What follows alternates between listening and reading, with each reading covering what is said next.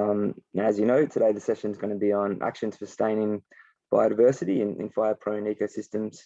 My name is Ecology, and I've been leading these sessions with Kate Gilliwan and Bob Keane, and we've got lots of the speakers from the sessions joining us today. I'm just going to very quickly give about a minute of context to set the scene for what we're talking about today, and then I'm going to give some guidance about the discussion.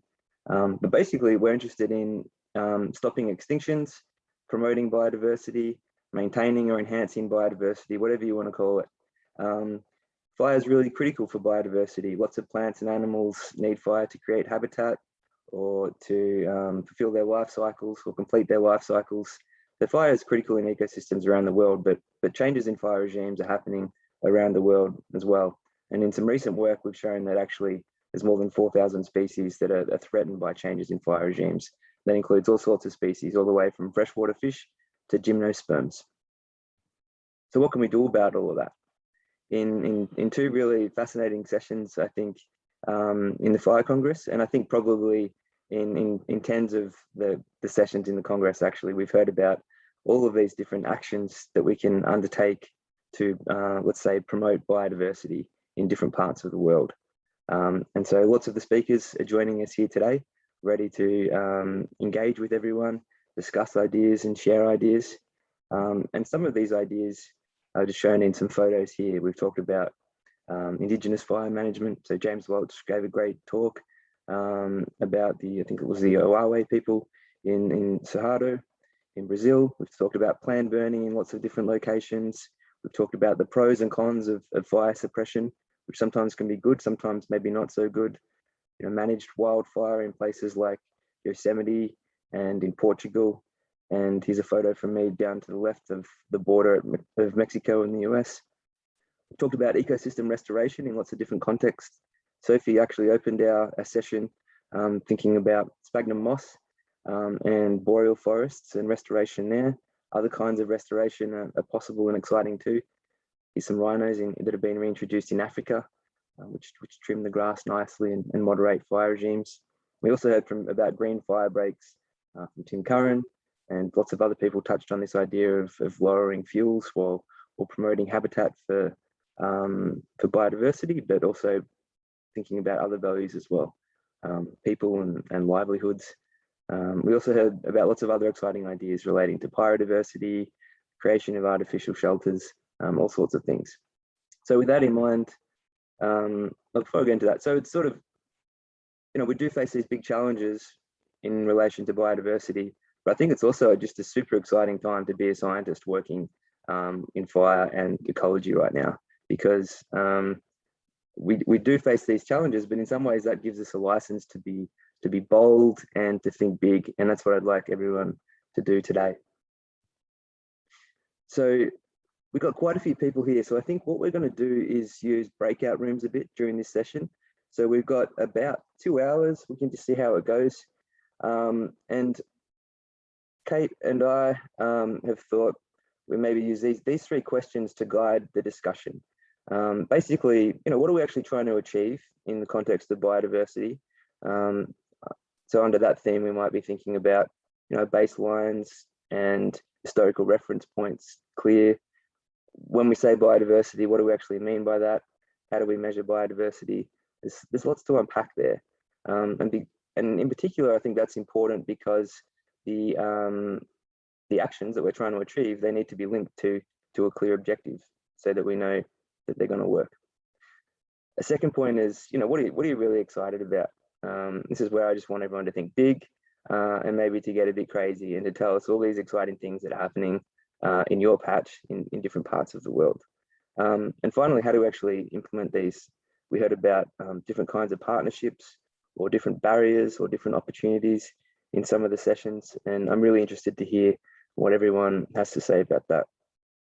So I'm nearly finished. I've talked for a little bit longer than I wanted to here, but I just want to say that, so the expectation of this session is really just to have fun and to enjoy talking about ideas with other scientists. I think it's a good opportunity to get feedback, to generate ideas and to learn from people working in different regions and different parts of the world and different aspects of biodiversity. I hope these networks we create will lead to things like new papers, publications, and ways that we can influence managers.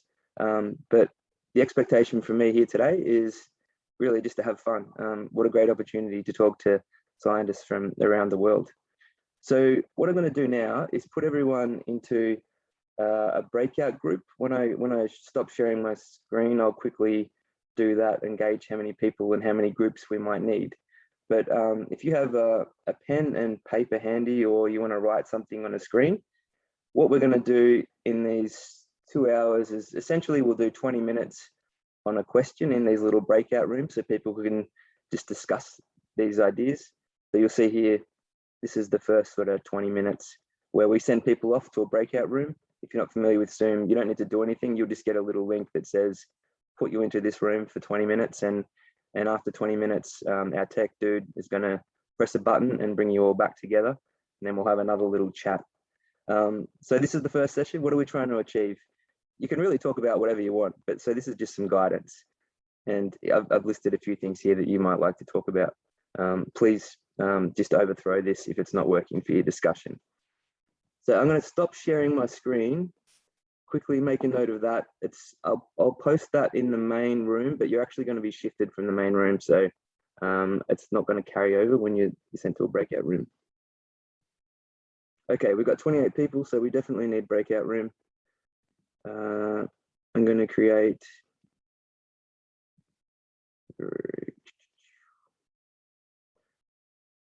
I'm going to just randomly create 3 rooms. I think that should do it. And we'll see how that goes. And each room, I'm not sure.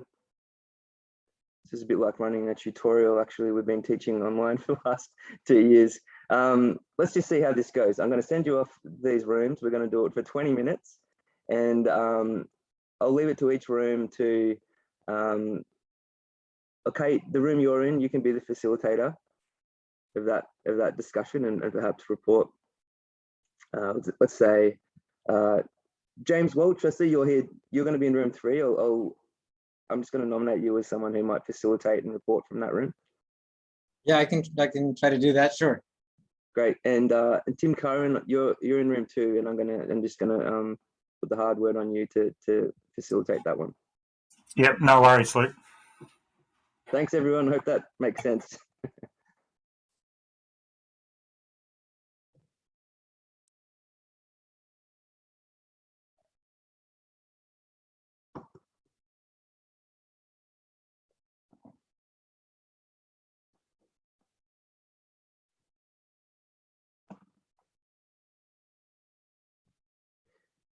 All right, I can see some of you aren't in a room yet.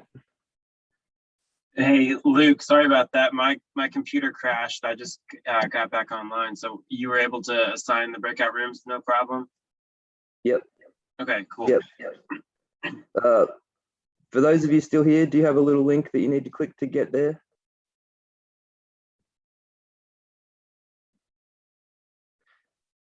Okay, Matt, can you stay in this big room, Matt? And I'm gonna go to one of the other rooms and join the discussion. Yes, I'll do that. And just put people, well, sometimes people will drop out of a room but they can remember which one, so they might need to be sent back to it. Okay. And otherwise, so the plan is at in 19 minutes, I'm gonna close all the rooms and we're all gonna be back here suddenly. Gotcha. All right. So I'll help assign people to rooms if they need it. Yeah. Cool. Thanks, man.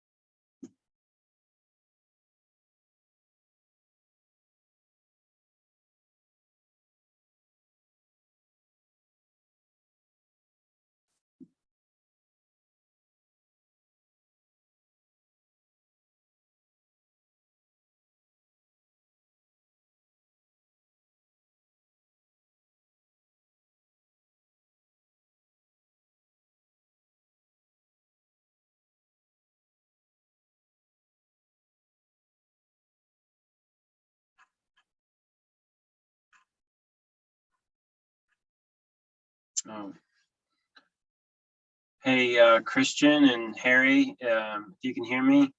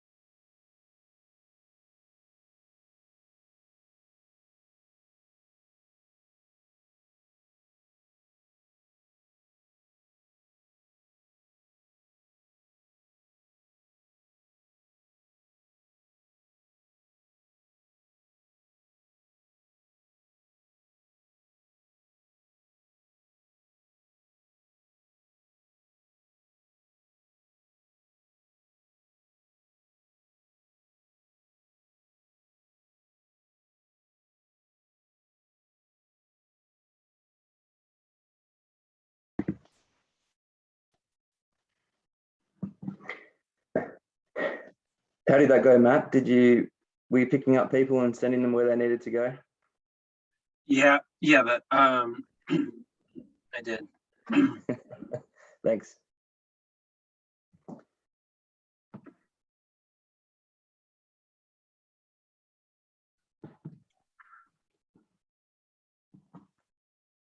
Hey, James, just a heads up, I might call on you first when everyone comes back here and just give a quick, 30, 60-second summary of any key points. You can say whatever you want. Okay, no problem.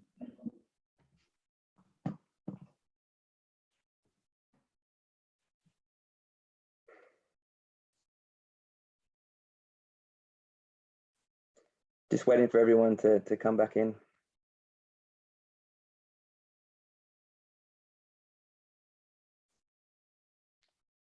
Did we lose a few?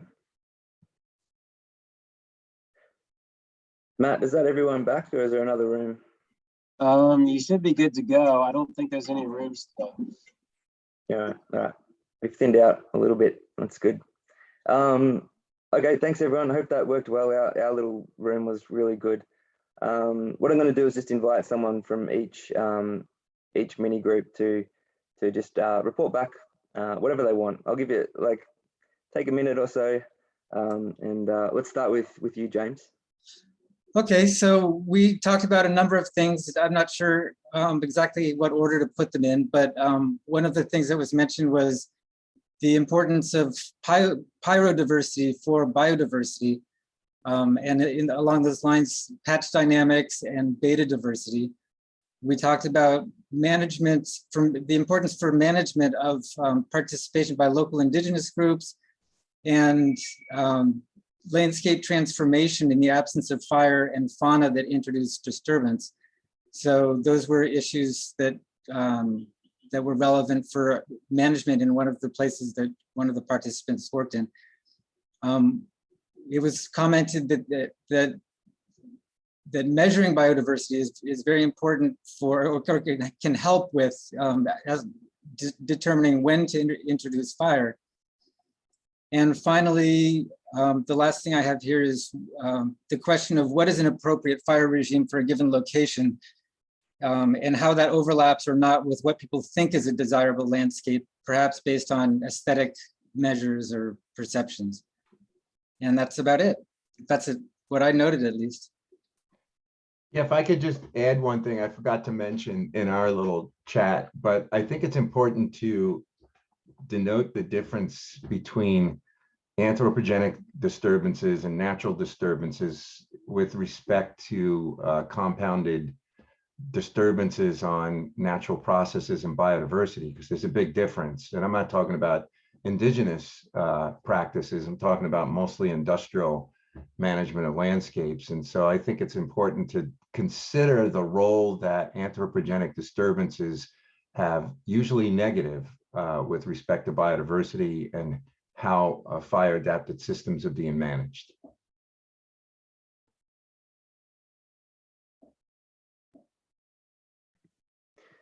Good point. Thanks, Dominic. What I would say just quickly is if people do want to turn on their videos, they're more than welcome to as well.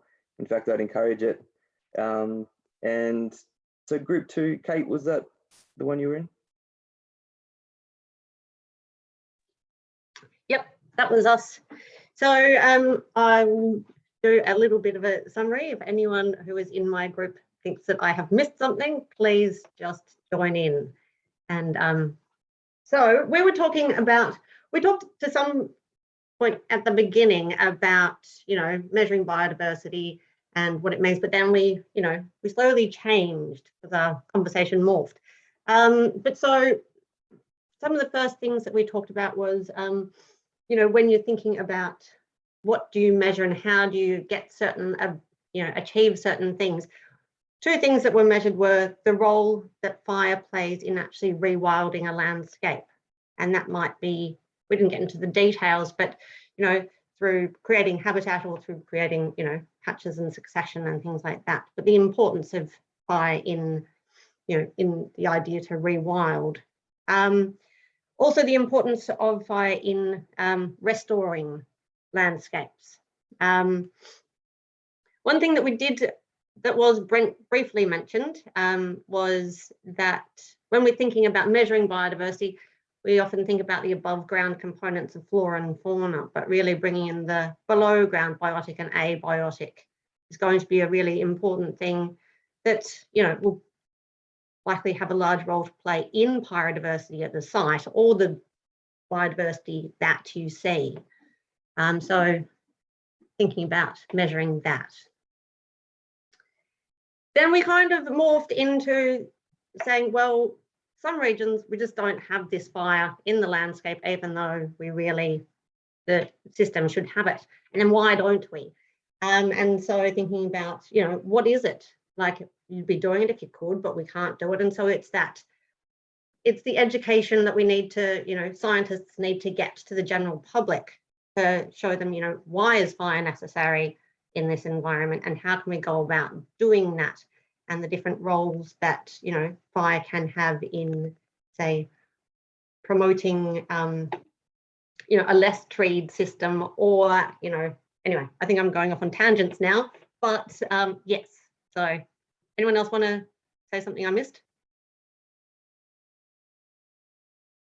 Okay, so I think we kind of, you know, got a bit down the line into some of the later questions, but it was really important for the objective of what you're trying to measure if people don't understand it. So I just have one brief thing, Kate. Climate change as well was something we perhaps should be factoring in. Thank you. What we're looking at now, but also what we might be looking at for the future. Yes, very important point. Thank you, Chris. I completely missed that one. Great, lots of great ideas there. And Tim Curran from your group. Yep, thanks, Luke. And first of all, thanks for your acknowledgement of country and acknowledgement of the traditional owners of your land back at the start of your talk. I was just going to quickly do the equivalent thing that we do here in New Zealand. I'll just quickly share my screen. It'll only take 30 seconds or so. So here we do what's known as a mihi, in which you talk about your mountain, your river, where the people whose land you come off, what your home was, and what your ancestry is. So, ko bindia te monga, ko namoi te awa, ko te whenua o Kamilaroi, no Garada oho, ko Terry Raul, ko Sandra, o ko Matua, ko Tim Curran, taku ingoa. Thanks, Luke, for that. So our group, first of all, we discussed who we had, and so we had Corey, Kira, Alan, and George, and me. We had people from all around the place, from Alabama, Canada, the Northwest US, from Ghana and now Texas, and from New Zealand. We had fire ecologists, we had fire behaviour modellers, we had a regen systems engineer, we had PhD students and academics.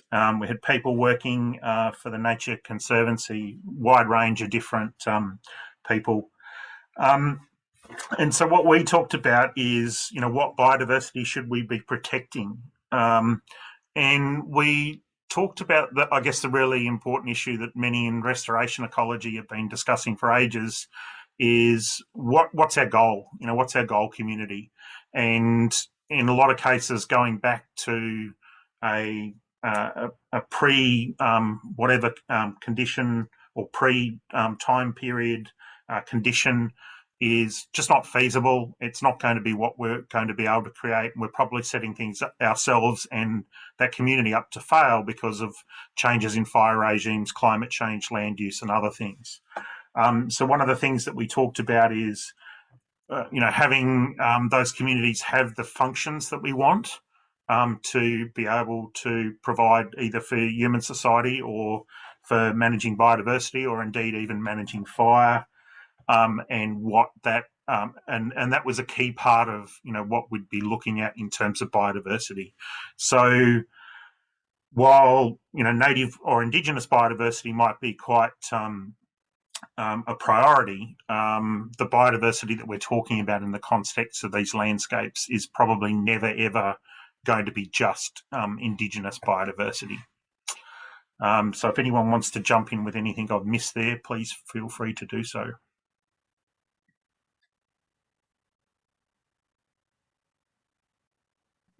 No, great. Thanks, Luke.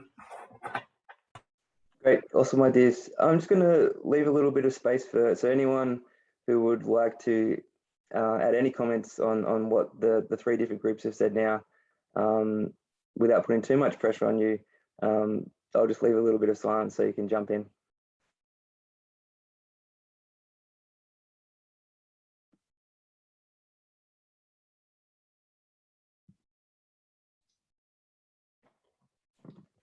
I'd like to say something. Yep. Okay, good. Yeah, I put something in the chat box for you, Luke, but I probably should put it in there for everyone. And it was quite apparent to me as a follow-up to this session, and thank you, Luke, for organizing it. It might be a good idea, and I don't know if you covered this in your previous paper, but I think it would be quite compelling to do some sort of a biogeographical analysis by fire regime, by different vegetation type, in terms of the maintenance of biodiversity in those different fire systems. How do we maintain them in a landscape that increasingly is being subjected to fire suppression and mechanical thinning treatments? And can we get a paper out there that just discusses how you maintain biodiversity in those different types without a heavy hand in terms of the dominant role that has been the dominant way we've been managing these systems, which is to put out the fires as best we can and go in and log the forest, thinking that that's going to stop them. How do we do this without those measures, with those measures as an impact, and also from the standpoint of a radically shifting, quickly moving climate velocity? Yeah, good point. I think there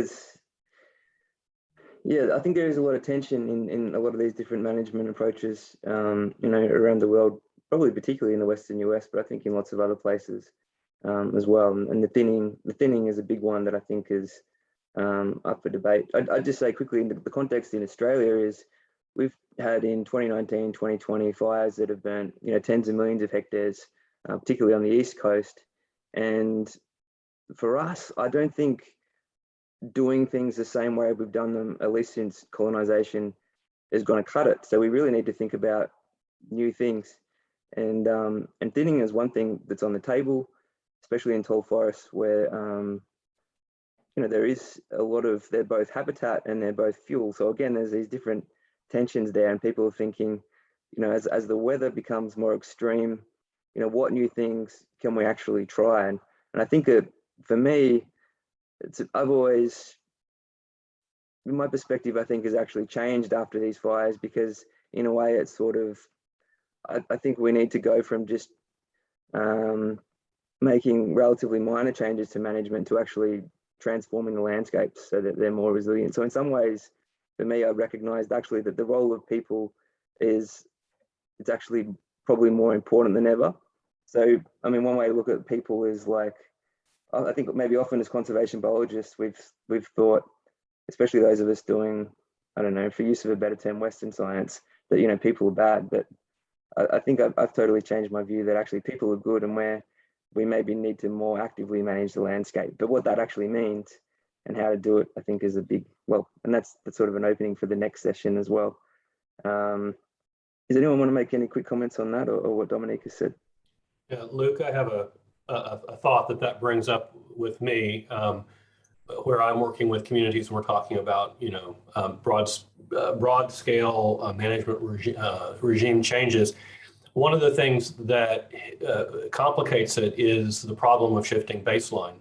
I know that those of us maybe who are been around the sun a few times more can remember back to a very different ecological baseline in many of the areas we're looking at today. Whereas there are some of the younger generation that their baseline expectations for ecosystems right now are highly, highly degraded, and they don't really know it. They've never actually seen a more highly functioning ecosystem in the area that you're talking about. And so I don't think that in many cases there are lots of people that don't even know what's possible. And so that is a dimension of complication in understanding and thinking about looking at engaging. And what I always say is, humans have always been a keystone species, at least for the last couple 100,000 years, for good or for bad. And we need to engage with that role we have ecologically to be a keystone species. And if we do so, we can be profoundly regenerative to the landscape. And so that's just a thought about the challenge of shifting baseline and community perception. Yeah, great idea. Yeah. Do we have any more time for me to add to that? Please, yeah. Right. So I really like what you said, Alan. And I also ran a shifting baseline study in Brazil.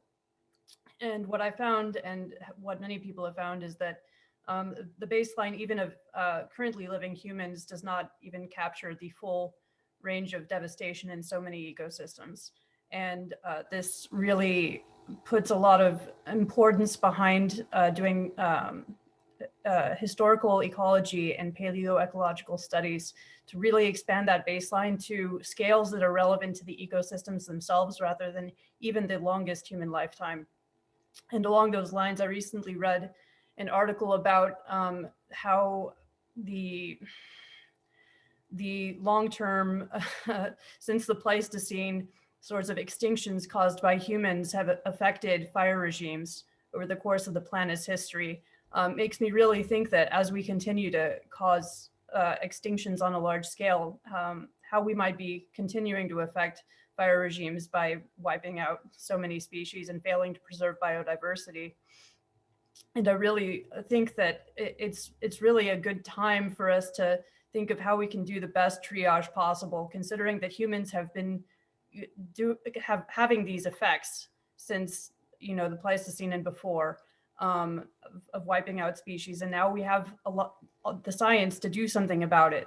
For me, what it all boils down to is what is the most we can do with the small amount of resources that we are afforded, and how can we communicate better such that we can put those resources to their maximal use.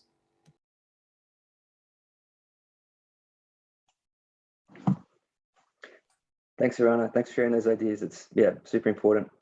This is a pretty interesting conversation. So please, people chime in. I just want to respond to Verona really quickly and say that one of the things that I have found, I'm sure all of us that have been in the ecological side find, is that when you partner with nature, nature is deeply regenerative, and it takes a surprisingly small amount of resource in order to get deeply regenerative effects. So I think that's one of the advantages we have.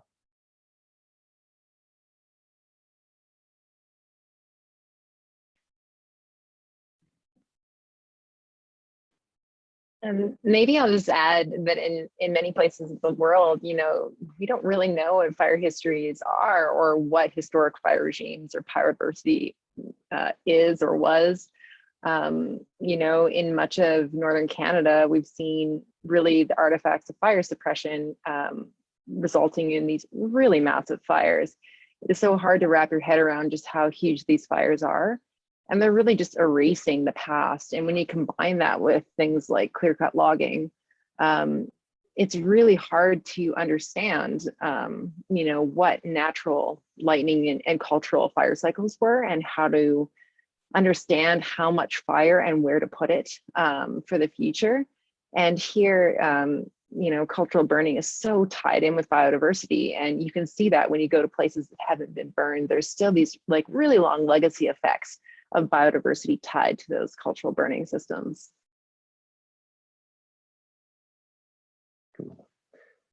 Thanks, Kira. And I would recommend everyone, Kira's just written a new paper in PNAS about Indigenous fire use and biodiversity. And I think it's super important. So when I get a sec, I'll post it in this. Or Kira, do you want to post it in this little chat, just in a link to it in the side? That'd be great. Sure, yeah, I can do that. Cool. So we've got a sort of funny amount of people where we've almost got enough to have a conversation together, but maybe it's a bit too tricky. So I might do one more little split, and then for 20 or so minutes, and then maybe we'll come together and just see how we go as a bigger group again, because I think this bit's been pretty fun and interesting. So I'm just going to quickly share my screen again and show you the next discussion point.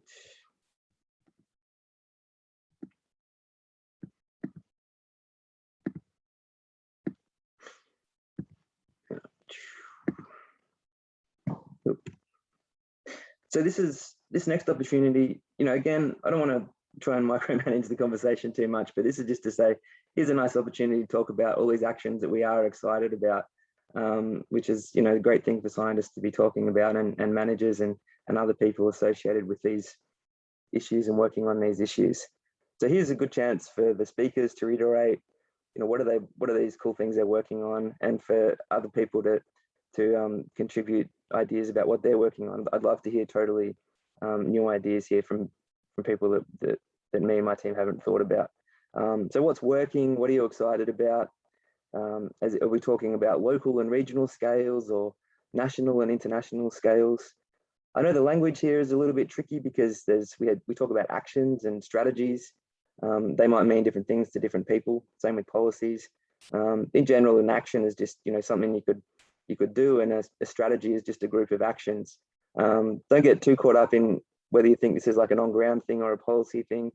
I've got another discussion point coming up next about partnerships and how to implement them, but I'd like to recognize that, of course, they're not entirely separate things, and some actions are forming partnerships. So let's just see how this goes, but I'll put everyone into groups. We'll have another 20 minutes. I think I'll do the same groups again, but I'm going to switch. And we can just have a chat about all these big things that we think we need to do in the context of sustaining biodiversity in a rapidly changing world. So again, I'll put people into breakout rooms now. The tech Matt is going to stay here, and if people accidentally get dropped out, he's going to put you back in.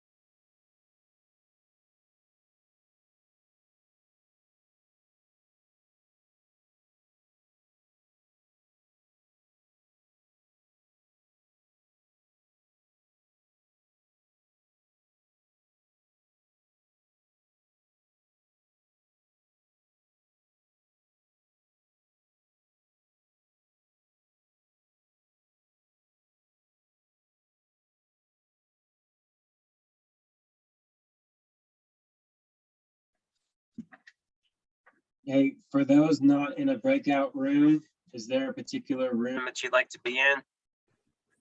Whichever. Yeah, whichever.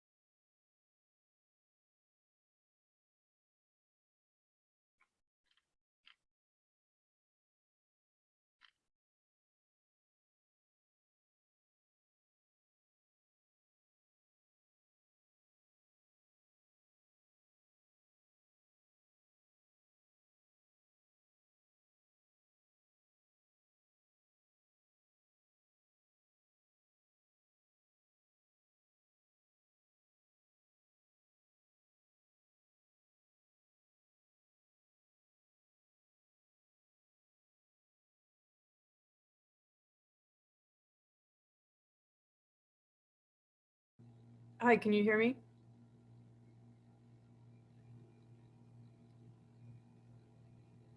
Yeah, what's up? My sound wasn't working in the other room, so I ducked out, and now I hear you. So I'm gonna rejoin that room. Okay. Probably a bug, I guess.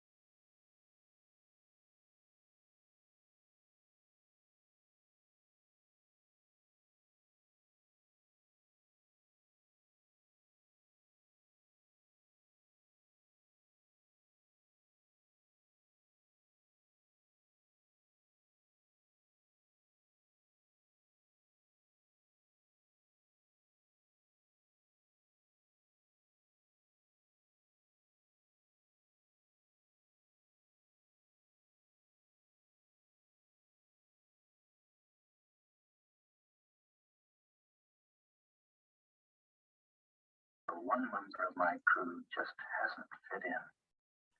I was touchy. Initiating flashback.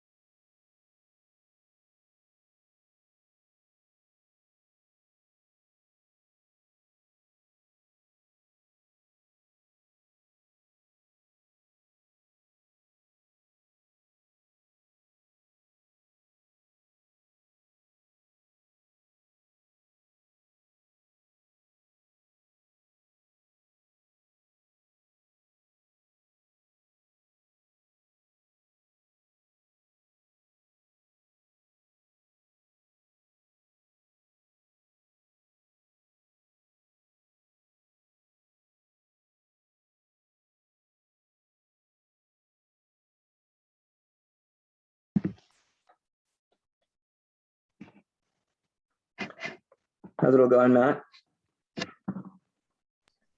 Good. Yeah. I don't think we had anybody not in a breakout room.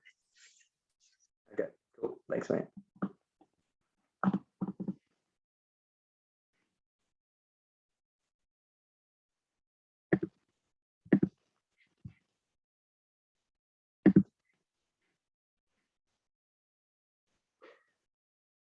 Great. I think that's everyone. We've got 19 or 20 people now.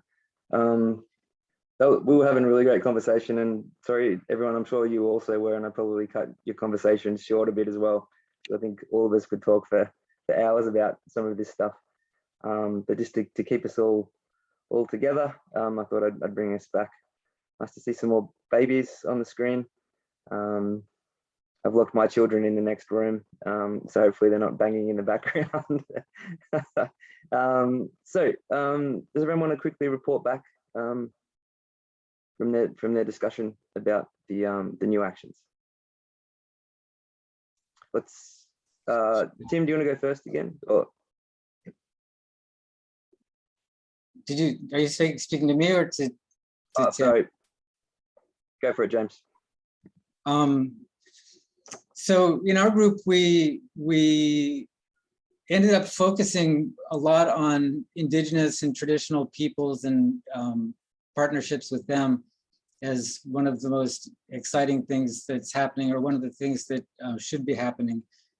But we started with a little conversation about the importance of our efforts to get fire back into ecosystems, forest management plans that allow more fire to get back into the landscape, which sometimes happens on paper but doesn't happen as frequently in reality because various things get in the way, whether it's dry conditions or whatever, that interfere in the execution of the forest management plans with fire.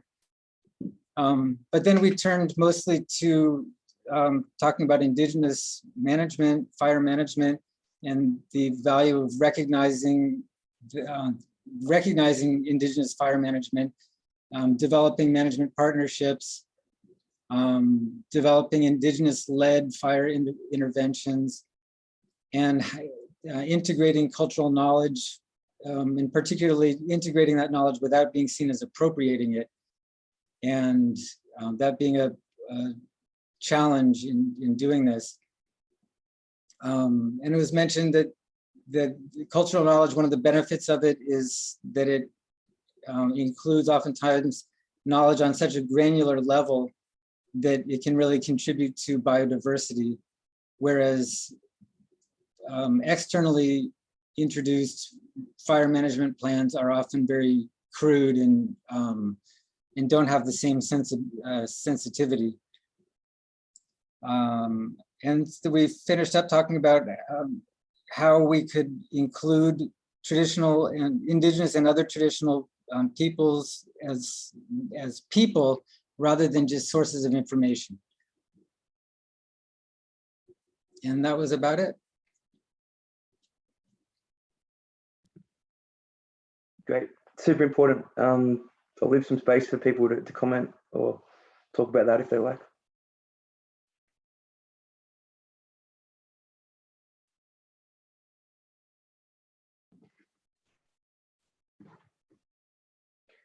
And we can keep coming back to it as well.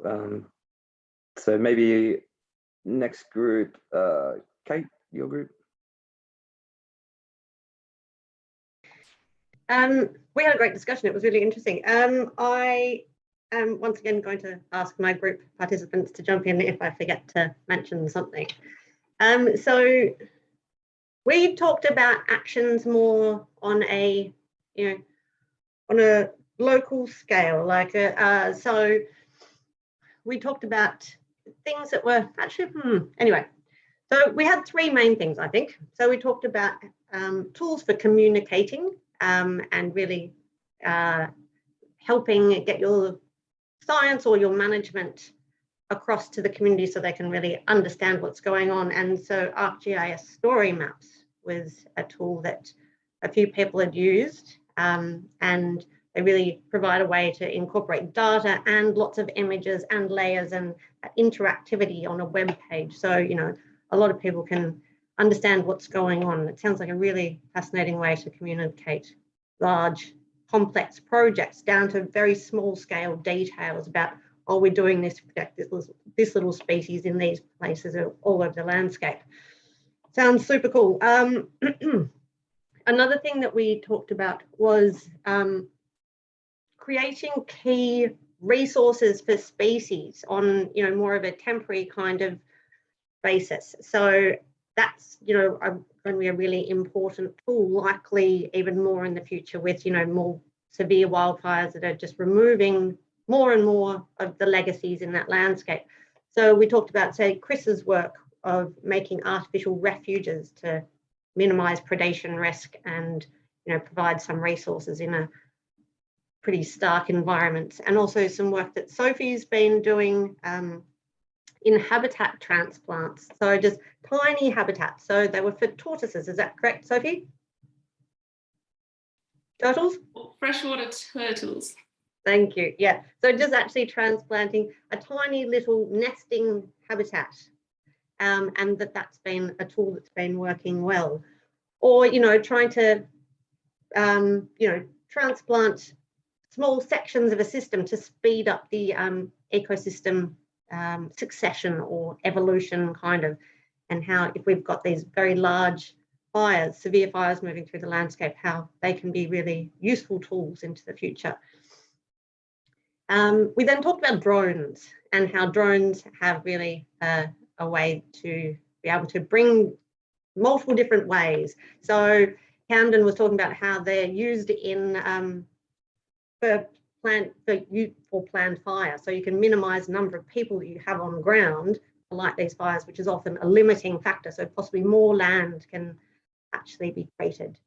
Or Arana was talking about 3D modeling before and after fire of biomass, so we can really understand what's changed, and also the potential to use them for, you know, pinpointing areas for habitat restoration. So yeah, it was fascinating. Yeah, and we stopped mid-sentence. Did I miss anything? Okay. Okay, fantastic. Tim, I'll let you quickly report from the last group, and then I think we've got a good number where we can just chat now without breaking out. Yeah, thanks, Luke. So like the first group, our group spoke a lot about Indigenous burning. So talked about examples where some of our participants were, you know, working with Indigenous people in Alabama to restore traditional fire management and link that in and interface it with regenerative agriculture. We talked about how Kira's work, with Indigenous partners to reduce barriers to get traditional fire reintroduced onto their traditional lands, and how they might deal with fire scars and salvage logging. And as well, again with Kira, sort of comparing biodiversity outcomes on prescribed fire versus cultural fire scenarios. So, you know, how do each of those affect biodiversity, and is that different? And just generally sort of trying to return to a family approach to burning. So sort of bringing it down to the family level. Luke sort of started out by talking about, I should point out that first point was Alan's. So Luke talked about, you know, we need, again, being excited by Indigenous burning and talking about it being good for people, you know, so getting people to reconnect with their past, sort of become engaged in the future management of these landscapes by returning cultural burns. And then he sort of mentioned a couple of actions, a couple of things that he's sort of interested in as well too. So sort of targeted actions for biodiversity that people care about. So, you know, we have a lot of information and we can model the location of a wide range of species. We should be using this to sort of direct planned burns and even targeted fire suppression for fire sensitive species. And he was also, he and his group are interested in evolutionary resilience. So variation in traits within populations and how that might be adaptive in future fire regimes. And I sort of talked about green fire breaks, and while they're used quite commonly around the world, there's not been much testing of them, and what we might need to do with that. How some of the small scale sort of fire refugia, so just tiny manipulations in the landscape, like planting, a small cluster of low flammability species that are native to an area, might provide some of those micro refugia that are necessary for fairly immobile species like the slugs and snails that I sort of mentioned in my talk, and then talked a bit about this Fighting Fire with Food project, so which is something that Kira and others, Kira and Alan, had sort of some experience and been thinking about as well too, whereby once we start to understand the flammability of different crop, pasture, traditional foods and medicines, we can use that information to help reconfigure landscapes to incorporate, fire suppression as one of the services that those features are providing. And part of that sort of, again, getting back to this good for people, like reconnecting people with the landscape, returning these landscapes to the use that they were, making food readily available nearby.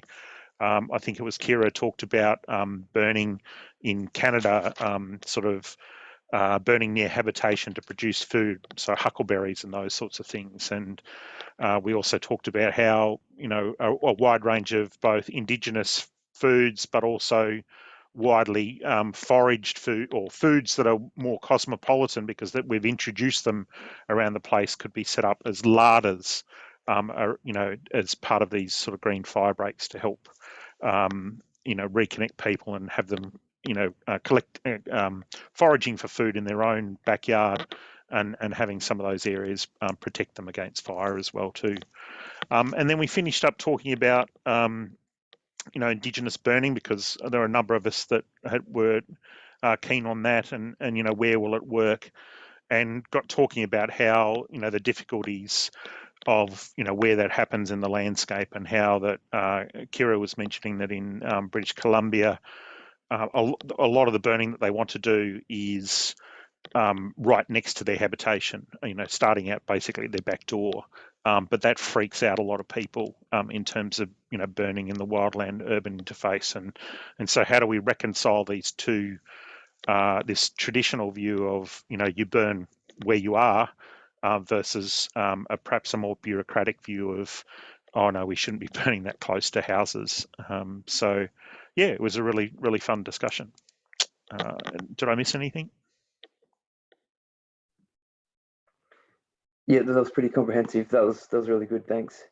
Okay, so I'm just thinking out loud now. What are we going to do now? I know it's quite difficult to concentrate on Zoom for 2 hours. I think a Zoom conversation for 2 hours feels like a 6 or 7 hour meeting in person. So I don't want to keep everyone for too long, but maybe if you can hang in there for say another 15 minutes, because I want to have one final chat about the kinds of partnerships which we've already touched on, and in particular Indigenous partnerships we've heard a bit about already, and there's lots of other kinds of partnerships that are important for rolling out and co-designing these different actions, and also just for generating new ideas for actions. I think we can do it as a group now, but there's about 17 of us, and I'll leave it pretty open. And the way we're going to finish this session is I might just quickly say a couple of words, and then Kate's going to more formally close the session, just letting you know in advance, Kate. So, well, actually, just to kick this off, Tim, I've got one question for you actually about your, the use of creation of green fire breaks, particularly those involving food. Are there opportunities there for partnerships with industry or groups that in ecology we don't, maybe at least in some parts of the world, we don't work with as much as we probably should? Yeah, absolutely. Because yeah, really good point, Luke. There's so there's two key principles, I guess, with green fire breaks is in terms of their location. And one is that you put them in areas that you want to protect, so they're sort of there to stop it protecting something beyond that green fire break. But the other, and perhaps even more effective place to put them, is at the point of ignition. So in other words, you snuff a fire out before it gets very far. And of course, one of our main, if you look across the landscape, one of the main parts of the landscape where we get ignitions is obviously the edge of habitation, but also roads or other travel corridors, so rail corridors, because there can be sparks caused by the various different forms of transportation. There can also be, you've just got lots more people going along, cigarettes out the window and all that sort of thing. So I think there's a lot of possibilities to interact with, transport authorities and the managers of, transport or, the road verges. So it would include local governments as well, or regional governments, depending on who's in charge of our road reserves. And that's a really effective way of doing it, because then you can actually stop the fire before it gets going. And you might not need as big a green fire break for that to be effective. So I think we've sort of started to talk to some of the transport agencies here about that, and sort of see, how far they're willing to go, because the plantings that happen here are the ones that look great, and some of them are indigenous biodiversity, but some of them are, we've got a couple of really, a few really highly flammable indigenous species here, things like our tea trees like Carnuka, which is Kunzia, and a bunch of our tussock grasslands all look great, but, could just set a fire raging up against a highway. So, yeah, that would be one of the more different ones, apart from, of course, linking in with our Indigenous people, which is something that people have already been mentioning. One thing that's really influenced my thinking about the green fire breaks in particular in relation to fire was living in a Spanish village for 2.5 years in Catalonia in northeast Spain, and where there's the Forest Research Centre that I was working in there was, part of their remit was linking in with local industry and local farms and local tree growers. And so a big part of what we did there was, thinking about the people and biodiversity at the same time, and the biodiversity around this village. So this is in the Pyrenees, just out of Barcelona, where these in the mix of all these pine and oak forests, there were small scale farms and landscapes that people used. People would take days off work to go mushrooming, the very Catalan thing. And, so people were enjoying the landscape and being part of it, but also just working with industry. So I thought that was a good thing. I like the green fire breaks, as a way to bring in different people. Sophie, I see your hand up. Yeah, I think I wanted to add on to Tim's point, and a bit of yours is that the aesthetics do matter, and in terms of what's going to get funded and the public acceptance of things. And it's something that we've been working on in Canada. So I don't know how many of you would have heard about FireSmart, the FireSmart program. So Canada have a whole program. It's called FireSmart, and it's sort of community-driven, sort of fire safing your house and your neighborhood. So there's lots of stuff okay, it might look beautiful to line your avenue with spruce trees, but obviously it's just a line of fire basically coming right for your house. So it's a really good program, which does sort of get at those more, I don't know, aesthetic driven decisions that you wouldn't think would make a difference, but they do. Oh yeah, you have a wooden fence that goes up and touches the side of your wooden house. Well, how about we just put 5 feet between those, using stones instead of wood chip, just a bunch of really interesting stuff. And it was just a way that I had never really looked at fire before. So I don't know, it's very urban focused, but it gets at also you can sort of scale it up to community and wildland urban interface stuff. Yep. lots of hands now. It's a good tool. Great. Alan, do you want to go first? Sure. One of the things that really hit me thinking about transport corridors, roadways, access ways, and so forth, is that green interventions in those spaces have an opportunity to meet a lot of different requirements. They can provide a visual screen against traffic. They can also give an auditory screen, reducing stress on wildlife. They can block dust and windborne erosion. So I think that's a very interesting way of looking at it. We are using our roads in many places to segment habitats. And so this idea of thinking about going back into cultures that have long hedgerow kinds of history and a lot of experience with hedgerows, and thinking about how they can meet many different ecological needs. At the same time, they might also be able to, if they were carefully planned, act as green fire breaks. To me, is very interesting, a way of looking at that from an engineering perspective.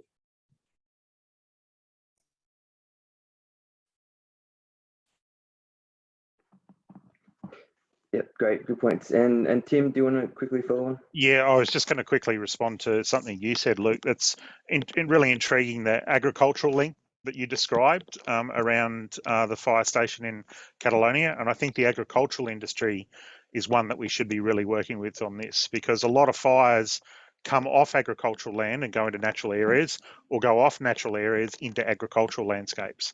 And that's where we get a lot of damage. And I guess just at a broader level, I'd say there shouldn't be anyone that we're not working with. We should look at the landscape, look at the tenures across that, and go, okay, these are all the people that we need to work with. Because as we all know, you need to manage fire at a landscape scale to be truly effective. So, and this, I see fire can actually provide all these linkages between people that may not have been previously working together. I mean, who doesn't want to solve the fire problem, in their landscape?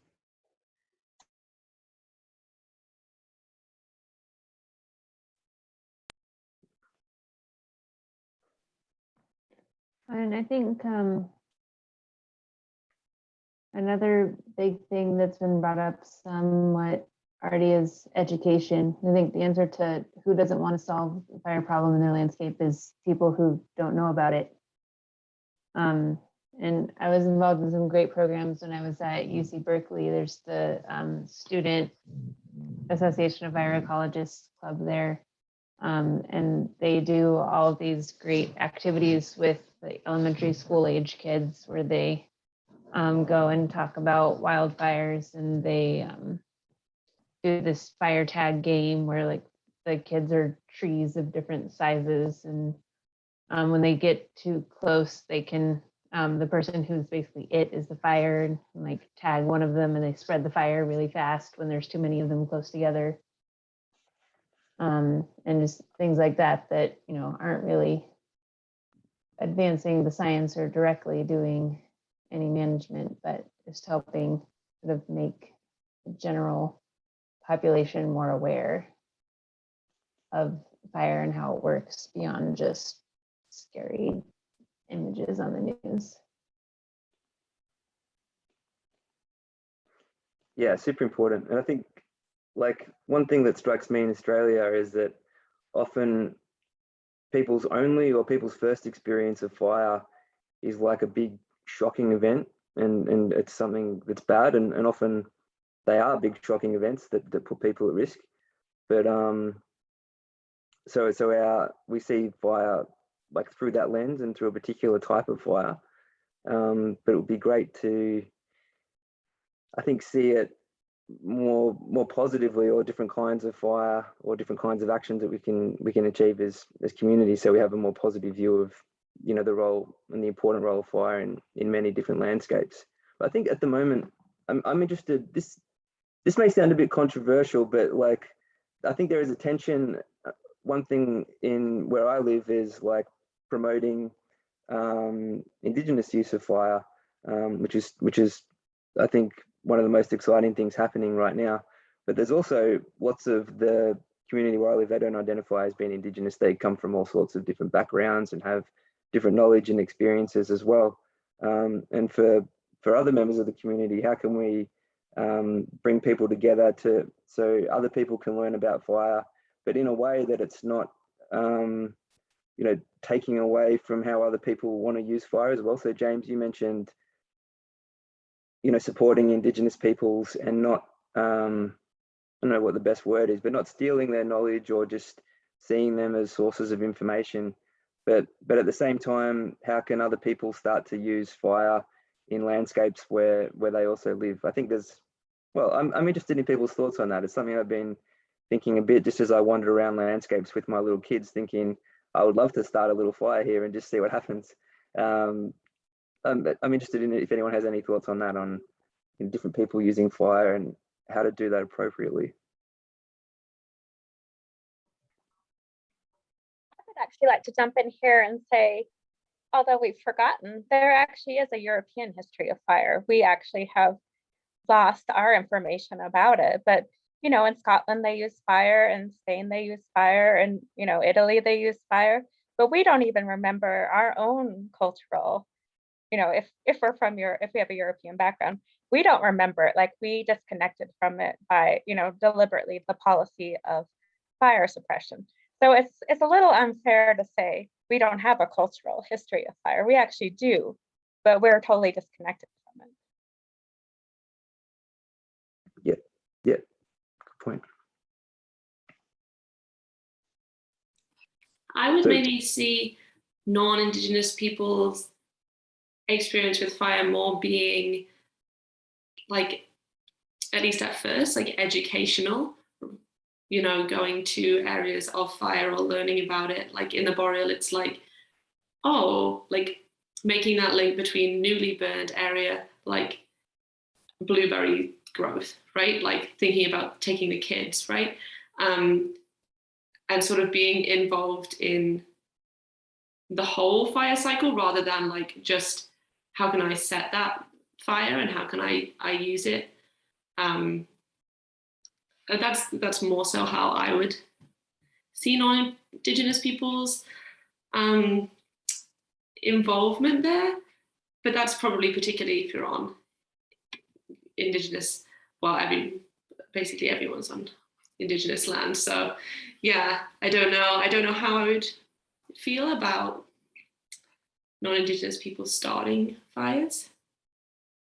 Was my opinion. Yeah, but in many areas, and like Bryce said, like what was the historical regime and who did it and how do people identify? Well, they're big complex things to talk about. There's people identify in lots of different ways and think about their history in lots of different ways. I know when I was living in Catalonia, the experience people had with their landscape and how they thought about themselves as being part of that landscape was probably a bit different than where I am in Melbourne right now. Lots of interesting things going on, I think, but lots of positive things as well. But I think there's probably more of a role for lots of different people using fire. But I like what you said, Sophie, about like being involved in the whole fire cycle. I think that's nice. That's a nice thought. Can I just add one thing relatively quickly? It just made me think that, the cultures shift quite quickly as well. In Australia, the settler culture has shifted quite quickly in terms of its understanding of how it manages the environment. And so when I was a little kid, I used to hang out with these older fellows, kind of like grandparents at the time. And so back in the 1910s, I think they, as little kids, used to wander around the bush just lighting fires. And that was just part of what they did. And so the traditional owners had been displaced from their land, but they knew that, it was better for, getting animal food like green grass growth and blah, blah, blah, and possibly minimizing bigger fires. But that was just a standard part of what they did. And then that changed again. So yeah, it's just evolving and what can we learn? So. And that's the same in the United States. People in the early 1900s, that was cultural. that Euro-Americans lit fires, like that was what you're supposed to do. And we had a major crackdown on that, right? A major cultural shift where we said, no, that's not what we're going to do. So we lost that comfort with fire. I mean, obviously it's a lot harder with more infrastructure and greater population densities, but that was, I mean, it was a typical for Euro-American or Euro settlers to, you know, bring a history of fire or adapt whatever the history of fire was there and use it. So again, we deliberately shut that avenue off. I mean, like we did it to ourselves. We said fire suppression is what we're going to do. We're not going to go out and just start the fire. In the United States, people at Easter would just, you know, that was the time, that was springtime. People would just, you know, that's the time you go out and burn. But that doesn't happen anymore, obviously. And Bryce, sorry to put you on the spot a little bit, but if that's something that you want to bring back, how would you like to see that happen? Oh, like for people to have a high comfort level with fire, like, oh, it's just normal.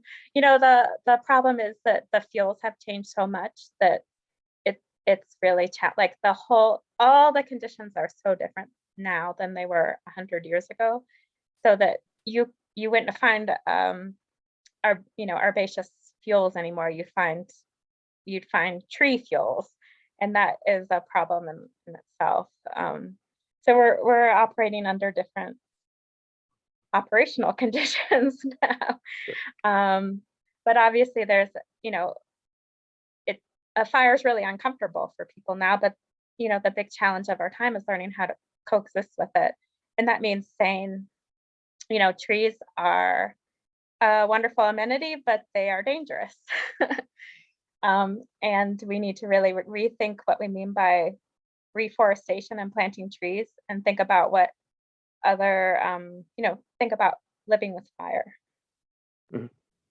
So there's really a tendency for many people to think that as time goes on, knowledge simply accumulates and everyone just gets more knowledgeable over time. But as you were mentioning about the loss of even just European fire knowledge, this kind of forgetting of fire knowledge and how it was used this is not even the first time humans have done this, where, for example, in Brazil, there's the Guajá people who, you can read a book about this, you can talk to me about it later, but they used to be a group of horticulturalists living in the Amazon who used fire and knew how to start fires. And then after effects of colonialism, they became hunter-gatherers again, scattering into the forest, trying to preserve their lives. And along that escape into the forest, they forgot how to start fires, and they no longer know this technology or knew this technology at the time of ethnography.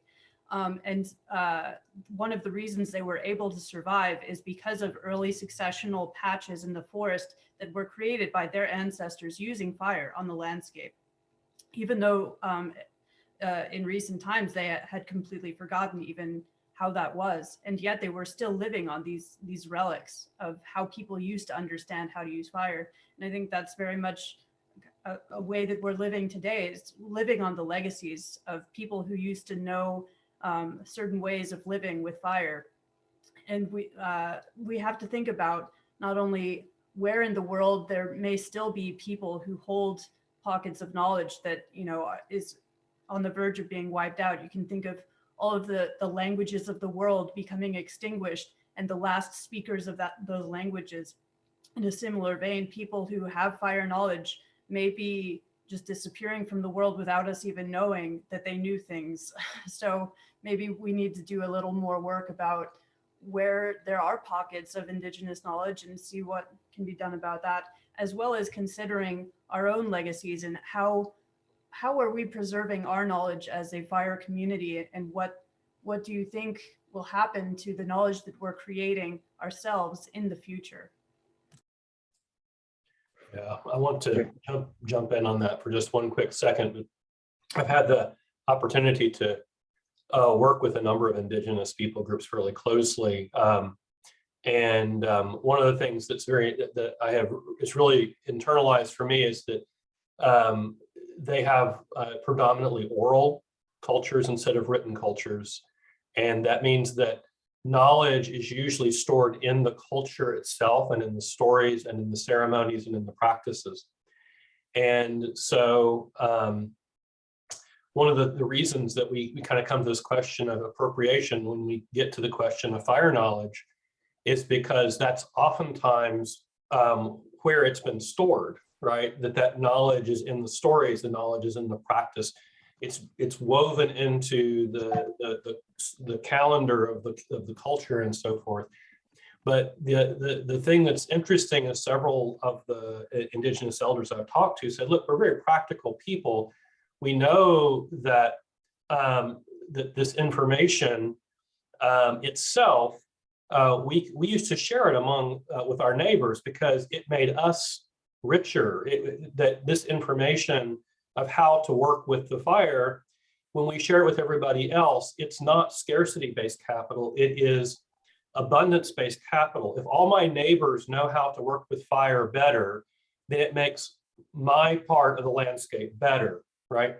What we don't want is for them to take the way we have taken that knowledge and woven it into our culture and into our language and appropriate that. But many of them are very, very willing to share the knowledge with the idea that their neighbors would take that and that they would weave it into their own community, their own language, their own culture in an appropriate way that was not taking, it was not simply copying their culture. So I think it's a subtlety, but it's an important subtlety to talk about when we're talking about these traditional bits of knowledge and cultural appropriation. I think you make some really important points. And going into the future with climate change, it's important to not just look backwards, but also to unite as communities and think about the future and what future conditions will be like. And also, I don't think it should be just about more urban or, I don't know, European colonial sorts of fire management groups going and appropriating knowledge, but having an exchange where, like you were saying, everybody, as we work as a community to improve the knowledge, but both sides can benefit. And it's not even just trying to be respectful, but also having those communities actually benefit from the interaction. How do we listen to people and their needs and their wants such that everybody can benefit? Great. Thanks, Yorana. Sorry, my dog's chasing someone in the next room. Chris, over to you. Thanks, Luke. Yeah, just building on Arana's last point, really, it's this wonderful, rich knowledge base that's been accumulated over, in some cases, many thousands of years, the more recent knowledge base accumulated by Western science. But at the same time, thinking that there is a great need for new knowledge, simply because we've changed ecosystems globally to such a great extent. So, for example, eucalypts have been imported to most parts of the world. And of course, eucalypts are incredibly flammable. So parts of the Middle East, California, Spain, where eucalypts have been moved to pretty much, these are now probably much more fire prone and likely to suffer from severe wildfires that may not have been present in the past, but that will in the future. So I guess there's a real impetus to think about new knowledge, how we might best gain that, but incorporate what we've already understood and learned from lived experience and Western science, for want of a better phrase, over the last while. But recognizing, as Arana was saying, that we're going into a world in which climate change is going to be really dominating thinking. So incorporating everything that we have, but channeling into what can we do to improve our knowledge in the future? What new knowledge do we need? I mean, that's a really important point, that we could gather up all the indigenous knowledge, and what worked 150 years ago is not the same conditions that we have now. And we do need to develop new tools to deal with, well, in the United States, it's too many trees. So it's a totally different fuel system, and then we have all kinds of fuel breaks and so forth. So, again, what happened, fire 200 years ago is not fire today. Great, thanks. So we're getting we're right at the end of the session now. We have actually taken up nearly our full allocated 2 hours, which has been great. So thanks everyone for hanging in there. Actually, I think that the last points from Chris and Bryce and others are a good place to finish, because I think it shows that we need, the challenges that we face are so big in terms of biodiversity, but also the context of thinking about people and other things that we care about. They're so big that we need everyone to come together to solve them. There's the Indigenous knowledge we've heard about, super important. Most of us here are scientists and managers using fire in lots of different ways, and I think they're all important as well. And we're heading into a less certain future, or perhaps even a more extreme future in some ways. And we're going to need all that knowledge to come together. And I think the presentations in this session have shown lots of different opportunities for doing that. Sophie started off with restoring wetlands in boreal forests, which really got me thinking about whole new things again. And then the rest of the speakers took it from there. And so I'd just like to say quickly before Kate formally closes the session, thanks from me. I've really enjoyed this, and it's been good today just chatting about ideas. I mean, that's what I love about science. And I know we're not setting out to write a specific paper or anything right here, but just engaging with each other and talking about science is one thing I love about my job. And so thanks everyone for just sharing your ideas in the session, and particularly today as well. I'll hand over to Kate now to finish up. Thank you. So I'm going to do a brief thanks, but it just basically thank you all the speakers for coming and talking. It's been really fantastic to bring all these different ideas together and see how they make different parts of the puzzle all fit. I really enjoyed it. So thank you very much all for coming along and for joining in this conversation today. I also want to thank all the people who came to this fire circle who, added additional thoughts and perspectives, because really that's the thing, isn't it? It's bringing all our perspectives together, and we've really, it's so helpful to, broaden your little avenue of way of thinking to incorporate the other people's knowledge and views. Big thanks to Matt for making all this work so smoothly. Thank you. And also a big thanks to the conference organisers, and especially Annie Oxart, and if I said that correctly.